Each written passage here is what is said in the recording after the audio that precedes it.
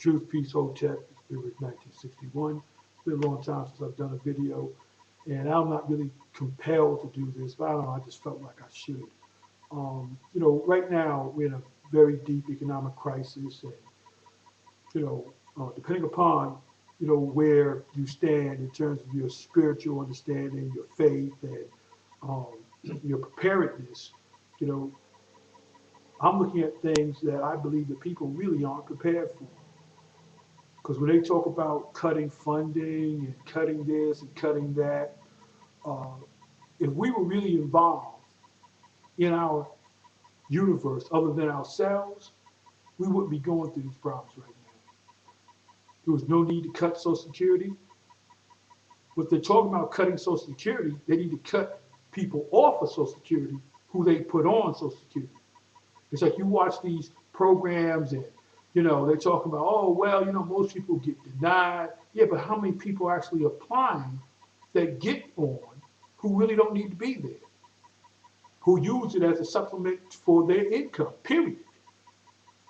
It's like we've come to the point where people can survive off the minimum. As long as they can have their rent paid and their lights on, their water's on, there's a little bit of food in the house, they really don't care. So if that means living off of $700 a month, people will do it rather than go out here and be productive. But what is productivity anymore? There's no more productivity. What people need to understand is that, they have no reason to go back to a uh, people-centered production economy. Because what they've done is very simple. They've gone out and taking assets and inflated them. They inflated their value. It's like if you have something and you paid 5 cents for it, but if you say it's worth a dollar or $100, then you can borrow a certain percentage of that based upon what you're claiming or someone has claimed its worth is. So it's an overstated asset. And with that overstated asset, people borrow and then convert it into cash, and they're using the cash, to buy other assets that they're hoping become bigger so that when they can actually trade and use that money. So it's all like a lie. But now the lie is catching up to them because one, you've drained the money supply. You're buying things off of money that doesn't really exist. When you look at government expenditure in terms of Social Security, there's no way that Social Security can run out of money. But when you add 6 or 7 things from what it was originally intended for, of course it's going to be drained to money.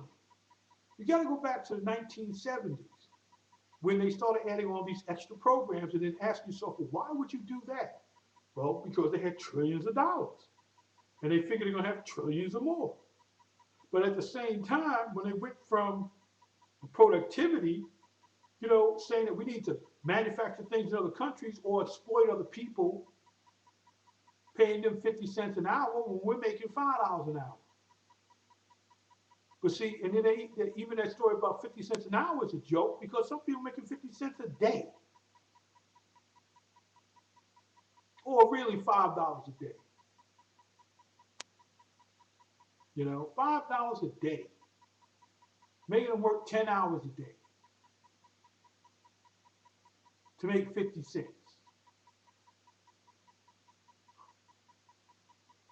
But anyway, well, you can even hear that information and feel a little emotionally imbalanced because you're saying, well, wow, that happened to me. Oh my God, the compassion should be, well, how can I help those other people not be in that situation? The only way we get better is when we look at the world not as an economic tool to exploit, but as an opportunity for us to truly come together outside of the parameters that were set by people who all their main aim is to take your money. They want you to be consumers for the rest of your life. And 95% of us are consumers. That's all we do. We make money, right? The government takes 40% of that. 30 odd percent, like what was it, 32%, you know, at the tax level. Then when you go into a store, like here, it's like 9%, so 41 cents on the dollar goes to taxes, which means you only get use of 59 cents. And then with that 59 cents, you've got to food, shelter, your health, and clothing. And if you add anything else in there, if you're fortunate enough to make enough, then hey, people are, I mean, not everybody's starving.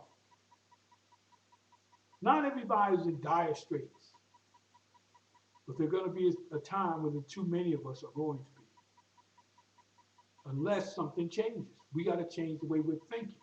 We need to collectively use the resources of not fear, but understanding that, in order for things to change, it's got to start with us.